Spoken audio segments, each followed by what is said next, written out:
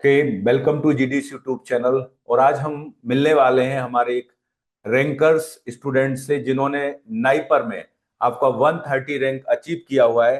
अंकित जो prime student थे GDC में, उन्होंने आपका 130 रैंक अचीव किया है, जो अपने आप में एक बहुत बड़ा अचीवमेंट होता है। ठीक है। ऊपर वाली जो रैंक्स होती है बेटा, वो एक एक नंबर पे चेंज होती है, तो इसलिए अगर 200 रैंक के अंदर अगर हमारी रैंक है तो ये बहुत अच्छी रैंक है। और आज हम मिलने वाले हैं अंकित से, और अंकित से हम ये जानेंगे कि उन्होंने इस जर्नी में कैसे वो नाइपर की इस रैंक तक वो पहुंचे। इस बारे में हम उनसे बात करेंगे। तो अंकित, आपका बहुत बहुत स्वागत है।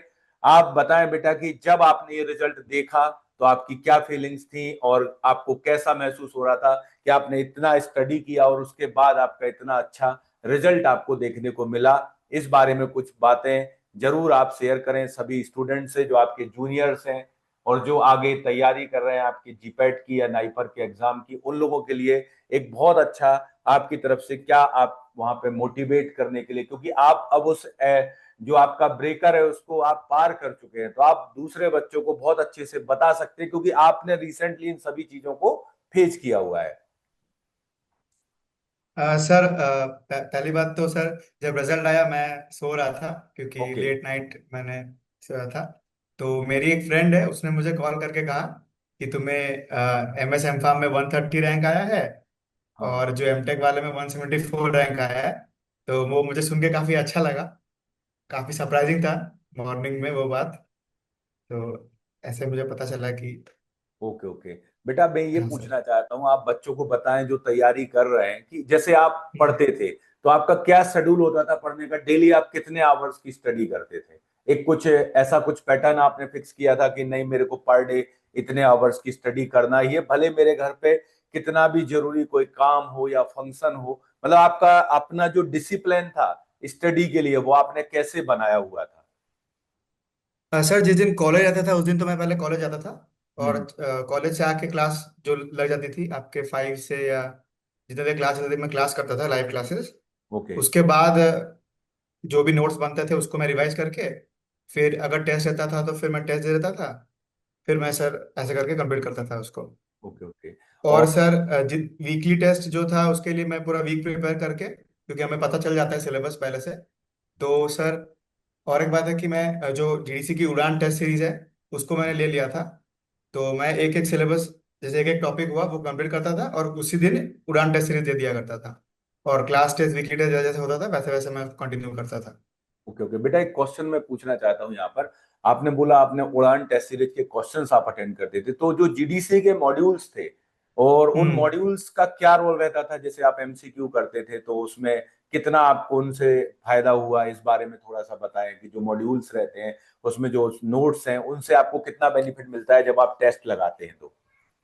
सर, जीडीसी के मॉड्यूल्स इनफ है टेस्ट लगाने के लिए। ओके मतलब ओके। आप क्लास कर लो, हम्म। नोट्स बना लो उसके, उस नोट्स को पढ़ो और मॉड्यूल्स को, मतलब मॉड्यूल से अच्छा कोई बुक नहीं है मेरे को लगता है। मैंने ओके कोई रेफरेंस बुक फॉलो नहीं किया है। मैं ओके खाली जीडीसी का मॉड्यूल्स, जीडीसी के टीचर्स के नोट्स, ओके उसी से मैं टेस्ट लगाता था। Okay okay. ये बहुत अच्छी चीज आपने बोली सभी के लिए कि जैसे जो जीडीयू के मॉड्यूल है हमारे, और जो क्लास के नोट्स है, अगर इन दोनों को हम कंबाइन कर दें तो ये लगभग ये मान के चलो कि इनसे बेटर आपका कोई भी बुक नहीं हो सकता, हम ऐसा बोल डेफिनेटली सकते हैं सर। ना? बिल्कुल। Definitely sir. ओके। और जीडीसी की जर्नी में आपकी स्टार्टिंग कब से हुई? आप जीडीसी से कब जुड़े, कैसे जुड़े, इस बारे में बताएं। सर, मैं जीडीसी थर्ड ईयर से ज्वाइन कर लिया था। ओके। क्योंकि मैंने सर जीपैट के बारे में सोचने से पहले मैं थोड़ा रिसर्च किया कि कौन सी तरफ जाना है, क्योंकि फार्मा लाइन बहुत ज़्यादा डाइवर्स है। तो मैं हम्म। देखा कि जीपैट देने से बहुत सारे लाइन खुल जाते हैं।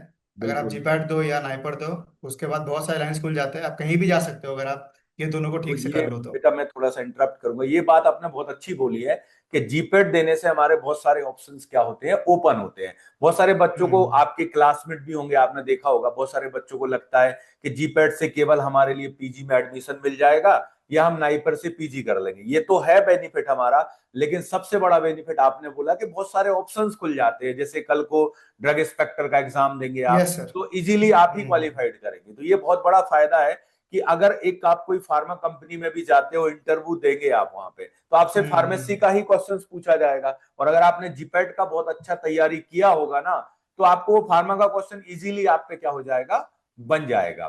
ओके। Definitely sir. ओके, इसके बाद अगर मैं बात करूं, जैसे आपने जीडीसी की जर्नी जो स्टार्ट हुई थी, आपने कब ज्वाइन किया था? सर मेरा जुलाई बैच था, तो मैं जुलाई से ज्वाइन किया था। अच्छा, जुलाई प्राइम बैच के स्टूडेंट थे। जब आप हाँ। प्राइम बैच के स्टूडेंट्स थे तो आप लाइव क्लासेस अटेंड करते थे। यस सर, यस आपने सर। यहाँ पे जो क्लासेस अटेंड किए उन डिफरेंट डिफरेंट सब्जेक्ट में, जो क्लासेस यहाँ से हम लोग कंडक्ट करते हैं, उसमें से क्या क्या आपको कुछ टीचर्स के इंटरेस्टिंग पॉइंट्स होंगे, या कौन से टीचर ने किस सब्जेक्ट को कितने अच्छे से एक्सप्लेन किया, इन सब चीजों के लिए थोड़ा सा आप बताएं कि आपका क्या एक्सपीरियंस रहा। सर पहले तो हमारी फार्माकोलॉजी क्लास लगती थी। तो फार्माकोलॉजी में ऑब्वियसली मेरे को बहुत ज़्यादा पता नहीं था जब मैं थर्ड ईयर ओके में था। लाइक ओके मेरे को पता नहीं था कि फार्माकोलॉजी में इस लेवल का डेप्थ है। ओके अभी ओके अभिषेक सर जब क्लास लेना शुरू किए, ओके। जनरल फार्माकोलॉजी से शुरू करके पूरा क्लासिफिकेशन को कैसे याद करना, पहले लगता था कि इतना सारे ड्रग्स कैसे याद रखूं। जी तो जी उनका जी। जो ट्रिक्स है वो सर बहुत ज़्यादा फायदा हुआ उसमें थ्रू ओके आउट। ओके। और सर मतलब ऑर्गेनिक केमिस्ट्री में अखिलेश जी। सर से अच्छा ऑर्गेनिक केमिस्ट्री आई थिंक कोई नहीं पढ़ा सकता है, उनसे बेस्ट टीचर ओके कोई ओके नहीं हो सकता है। ओके। और सर एनालिसिस के आपके क्लासेस मैंने लाइव तो नहीं करे थे, लेकिन जो हाँ। रिकॉर्डेड थे वो उससे मैंने कंप्लीट करा था। तो ओके। सर वो नेक्स्ट लेवल था। और आपने जो लास्ट में जो रिवीजन क्लासेस लिए थे, एग्जैक्टली उसका क्या नाम था उस सीरीज का, तो उसमें जो ओके। आपने लास्ट में सम अप करते थे ना, तो पूरा मतलब टॉपिक कवर हो जाता था उस चीज का। अच्छा अच्छा। तो हाँ, ये उनसे तो, पढ़ना और नहीं जैसे पड़ता था। जीडीसी का रेगुलर अपना महा मैराथन चलता था, और फिर आपका हाँ सर। भोकाल सीरीज आया, तो इनने आपके लिए क्या, मतलब आपकी जो आपकी प्रिपरेशन थी उसको कितना फाइनल टच दिया? इसमें क्या बेनिफिट हुआ? आपने सभी अटेंड किए थे भोकाल सीरीज? सर महामैराथन सर मैंने पूरा अटेंड किया था ओके ओके। लगभग।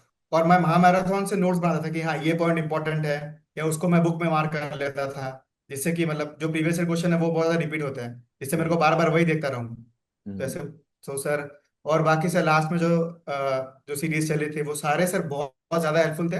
मैं मैक्सिमम देखने की कोशिश किया था। After hmm. सेमेस्टर का एग्जाम आ गया था तो थोड़ा सा प्रॉब्लम हुआ था, लेकिन मैक्सिमम कोशिश किया था उसको देखने का। और नाइपर का जैसे आपने पेपर अटेंड किया था, आपने अभी रिसेंट किया, तो यस आप सर। जो स्टूडेंट्स नेक्स्ट ईयर नाइपर देंगे उनके लिए आप बताना चाहेंगे? बच्चों को नॉन नॉन फार्मा को लेके बहुत पैनिक रहते हैं हमेशा, आप लोग भी रहते थे, मैंने भी देखा। तो नॉन फार्मा का आपने अटेंड किया, आपको क्या फील आया जब आपने नॉन फार्मा अटेंड किया, कि उसके लिए अलग से कुछ हमें ऐसा बहुत मेहनत करने की जरूरत है, कि उसके लिए क्या चीजों पे हमें फोकस करना चाहिए? नॉन फार्मा में अलग से कुछ जरूरत नहीं है। इस बार तो नाइपर में मैक्सिमम इंग्लिश के क्वेश्चंस थे। हाँ हाँ मतलब ज्यादा कुछ डीप नहीं था उसमें, बहुत ही हाँ। नॉर्मल लेवल क्वेश्चंस थे वो। हो जाते हैं, उसमें कोई ओके। प्रॉब्लम नहीं है, उससे अलग से प्रिपरेशन करने की कोई जरूरत नहीं है। ना ही उसका कोई हेडेक लेने का जरूरत है। बस आप बस वो, जीपैट में जो पढ़े हो फार्मा पोर्शन, उसी को बस बस कंटिन्यू करो। दैट्स बस। इनफ फॉर मतलब नाइपर ऑल्सो। फाइनल जो अगर हम बात करेंगे नाइपर में अपन को सफलता का मंत्र है ना, तो वो है कि फार्मा सेक्शन ही आपको मेन जो है आपके लिए मेन डिसाइडिंग रहेगा, फार्मा को ही आपको डेफिनेटली। स्पेशली फोकस करना होता है। हाँ ओके, सर, आप हाँ सर। अपने जो जूनियर्स हैं, जो बच्चे ये सब वीडियो देखेंगे और आपके जो जूनियर्स रहेंगे, तो उनके लिए आप क्या मैसेज देना चाहेंगे, कि उनको तैयारी के लिए क्या ध्यान रखना चाहिए, किस तरीके से तैयारी करें, इन सब चीजों के बारे में आप जरूर बताएं। आपके लिए जो बच्चे इस वीडियो को देखेंगे, जो स्टूडेंट्स आपको मानेंगे कि ये अगर लाए हैं रैंक, तो इनके पास क्या है, एक प्रॉपर अच्छे से इन्होंने स्टडी भी किया, सब कुछ किया, तो आप क्या अपना बताना चाहेंगे स्टूडेंट्स के लिए, आपका क्या मैसेज रहेगा? सर मैं ये कहना चाहता हूँ कि जैस पहले पहले बात तो आप एक जीडीसी का कोई भी कोर्स ले लो, ठीक है, जिसमें लाइव क्लासेस हो। आप ओके टेस्ट ले लो, और ओके। जैसा जैसा जीडीसी का फैकल्टी कहे उस हाँ हाँ। वैसा ही करते रहो। और प्लीज टेस्ट देना मत छोड़ो। टेस्ट और देने से ही सब कुछ बन जाता है। ओके ओके, और टेस्ट जैसे देना अब बहुत इंपॉर्टेंट टेस्ट है। अपन देते हैं, साथ में जो मॉड्यूल्स है जीडीसी के, यस तो यस, इन ऑब्वियसली। मॉड्यूल्स को भी प्रॉपर क्या क्या रोल रहता है, अगर आपने कैसे क्या किया था, मॉड्यूल्स का यूटिलाइजेशन आपने कैसे किया? सर मॉड्यूल जैसे कि पहले मैं मॉड्यूल को थरो कर लिया था फार्माकोलॉजी का। ठीक है, हाँ मेनली हाँ। फार्माकोलॉजी का मॉड्यूल मैंने पूरा थरो कर लिया था। ओके एनालिसिस का, फिर आपका ओके वो सब का, फिर जब मैं टेस्ट देता था जो मेरे गलती हम्म, होते थे उसी मॉड्यूल में जाके मैं उसको ऐड ऑन कर लेता था। ओके। तो सर ऐसे करके दोनों का कॉम्बिनेशन मिला के प्लस नोट्स, नोट्स से क्या होता है कि मतलब जीडीसी ऐसे नोट्स बनाती है जिससे अगर आप सही से लिखो उसको या पढ़ो उसको, तो आपको बिल्कुल पूरा बिल्कुल। डेप्थ में आपको फार्मा पता लग जाएगा। और ओके उससे ज्यादा कुछ जरूरत नहीं है मेरे को लगता है। ओके ओके, वेरी गुड भाई। और मैं ये पूछना चाहता हूँ, अब आप नाई पर पहुंचेंगे तो आपका फ्यूचर प्लान क्या है, कि आगे आपका क्या है? जैसे बच्चों को लगता है कि भाई अगर मैं जीपैट कर लूंगा, नाई पर कर लूंगा, तो जैसे आपने भी तो कुछ तो अपना एक गोल बना रखा होगा, टारगेट, कि मेरे को आगे जाके ये करना है, तो आपने क्या सोच रखा है आगे के लिए? सर मैं सोच रहा हूँ अभी डिसीजन लेने का कोशिश कर रहा हूँ कि क्या करूंगा, लेकिन तो हाँ मैं हाँ फार्मा एमबीए का जो काउंसलिंग है उसको अटेंड करूंगा। हाँ हाँ हाँ। कि बेस्ट होगा तो मैं फार्मा एमबीए के लिए जाऊंगा, अगर मुझे फार्मा एमबीए मिल गया। ओके तो ओके। बाकी सर, हाँ, एमएस के लिए बाकी जो एमएस के लिए सब्जेक्ट्स है। जाओगे? हाँ ठीक है, फिर हम्म। एमएस कर लेंगे, फिर उसके बाद क्या प्लान रहेगा? कुछ तो आप बनाए होंगे प्लान, की अभी नहीं बनाया कुछ भी अपन ने? नहीं सर, अभी सर उस लेवल का प्लान अभी कुछ किया नहीं है। नहीं नहीं, बहुत अच्छा बात है। लेकिन बेटा एक चीज मेरा सभी बच्चों के लिए और आपके लिए भी मैसेज है कि आप जी उस सर। लेवल पे आप पहुंच चुके हैं, मतलब 130 रैंक। आप ये माने ये कोई आपकी 200 स्टूडेंट्स में नहीं है रैंक, इंडिया लेवल की रैंक है।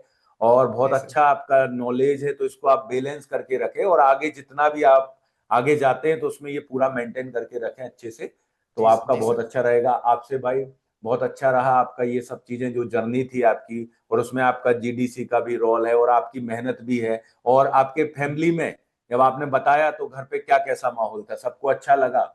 आपके रिजल्ट से जी सब खुश है कि कुछ, मतलब आप अपने रिजल्ट से खुश हो? जैसे 130 रैंक आई है, तो क्या लगता है आपको कि रैंक आपकी ठीक है? आपका क्या व्यू है इस रैंक को लेके? सर, मैंने तो मैं ऐसे चला था कि मैं अपना प्रिपरेशन में बेस्ट दूंगा। ठीक है, हाँ मुझे हाँ नहीं पता मार्क्स क्या आएगी, रैंक क्या आएगी, मुझे हाँ नहीं हाँ पता था। ना ही मैं कुछ एक्सपेक्ट किया था सर। इट वॉज हाँ। टोटली अनएक्सपेक्टेड कि ये रैंक आया। मैं एक्सपेक्ट नहीं किया था, इसीलिए मेरे को कुछ अच्छा लग नहीं रहा है। मैं हैप्पी उसके बारे में। और मेरे चलो बहुत फैमिली बढ़िया, वाला भी बहुत बहुत ज्यादा हैप्पी है उसके बारे में, कि मेरी बढ़िया। मम्मी ने कहा कि बेटा आपने मेहनत किया था, आपको ऑब्वियसली ये मिलना ही था। बिल्कुल तो बिल्कुल। सर, ठीक जी है जी ना। सर। ऑल द बेस्ट भाई, आप आगे के लिए बहुत अच्छे से करें। ओके, मिलते रहें हमेशा, थैंक यू जीडीसी सर। के कांटेक्ट में बने रहें। आपको कोई भी डेफिनेटली सर। प्रॉब्लम है तो बिल्कुल आप हम लोगों से कांटेक्ट करें, आगे अपन एक टोटल फैमिली मेंबर के जैसे हैं। Okay, all the thank you best. Sir.